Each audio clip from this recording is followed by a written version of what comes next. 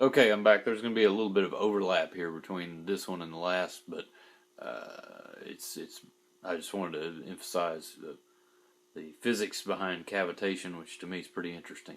It like they're going to define it, I think. So I'll just hush and let the experts talk. All right, check it out.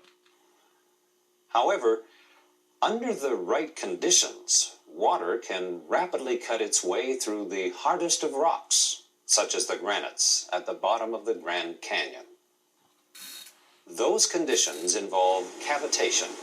Cavitation is the rock pulverizing process associated with water flows greater than 100 feet per second.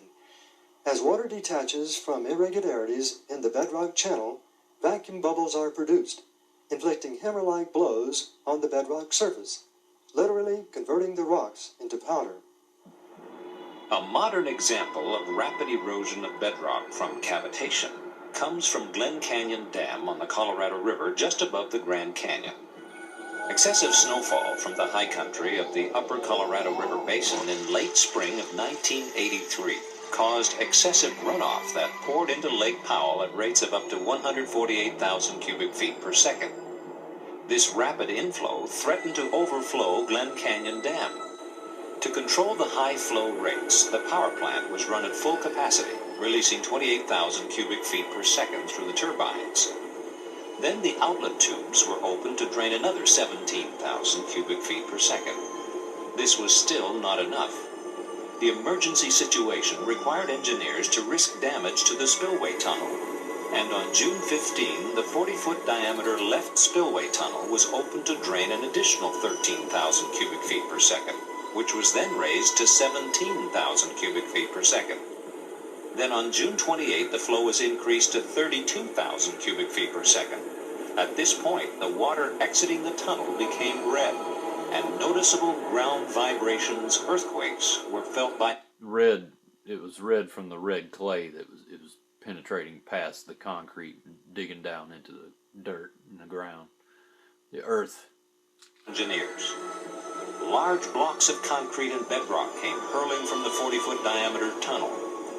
After closing the spillway tunnel, the survey team discovered extensive cavitation damage. The 3-foot-thick steel-reinforced concrete lining of the tunnel was penetrated by huge pits.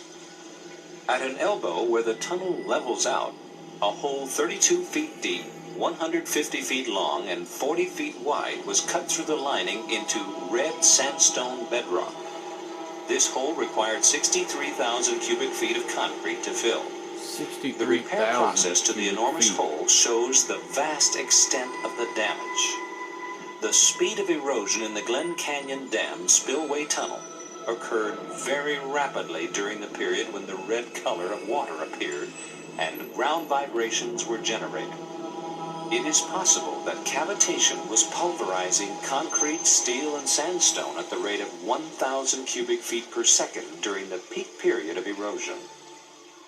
The destructive effects of cavitation at Glen Canyon Dam tell us the Grand Canyon could have been eroded very quickly by the sudden release of a huge volume of water above the canyon.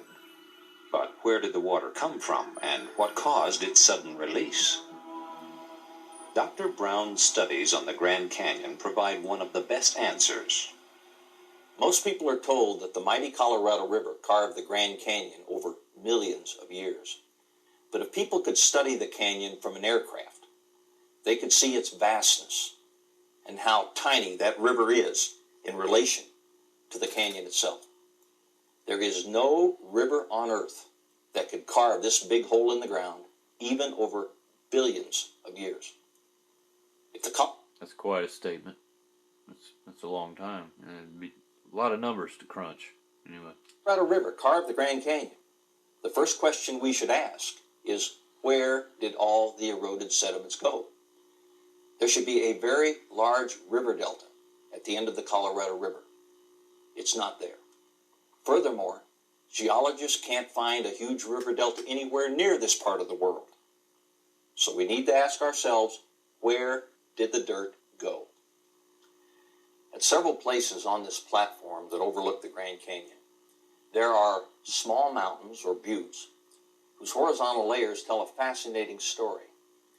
The layers line up with each other. So obviously they were at one time connected. Something must have come along and removed a several thousand foot thick layer of softer material that was once where we now are. So we need to explain not only where the dirt from inside the vast 200-mile long canyon went, but also where did the thousands of feet of dirt go that was once above where we are now and spread out for tens of thousands of square miles. That's a lot of material. This particular formation, called Red Butte, not only still has some of these horizontal layers, but there's another clue sitting on top. The topmost layer is a lava flow. Lava only flows downhill. Therefore, at one time, the land surrounding the top of this butte must have been even higher. So again, where did all that dirt go? Grand Lake spilled over and eroded its dam catastrophically, forming the Grand Canyon to the southwest within a few weeks. One other large post-flood lake that geologists recognized was once near here was Hopi Lake. As Grand Lake catastrophically dumped, I believe it eroded the western boundary of Hopi Lake, causing it to also spill out. Where did all the dirt go? It was spread out over southern Arizona and parts of California and Nevada rapidly. The evidence supporting the biblical worldwide flood about 4,300 years ago is mounting. For the Grand Canyon, the flood explains how the sedimentary layers were rapidly deposited as the waters rose, and how they were quickly eroded as the waters subsided. We have also seen where the dirt went. And just as we have seen evidence of the rapid burial of pre-flood vegetation to produce today's coal and oil, we will now see fossil evidence of rapid burial of pre-flood life forms. Indeed, that's about it for that part. In case you're wondering why I'm sharing these clips, because probably not many people are gonna watch it, but to me it's the most interesting Christian evidences or apologetics, whatever you want to call it, that I've ever seen in a video. There's, I've seen some of this newer stuff from Answers in Genesis, and it's good stuff. It's good. I need to see more of it, and maybe even watch some of it again that I've already seen. But to me, this is the best video I've seen on connecting science and the Bible and the historical things, accounts that we have. So anyway, yeah.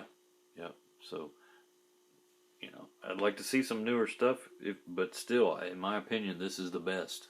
It came out in 96 or 7-ish. Watched it on VHS back in the day, and I was blown away. So anyway, I hope you enjoyed something, learned something, whatever, and take care. Have a good one. See ya.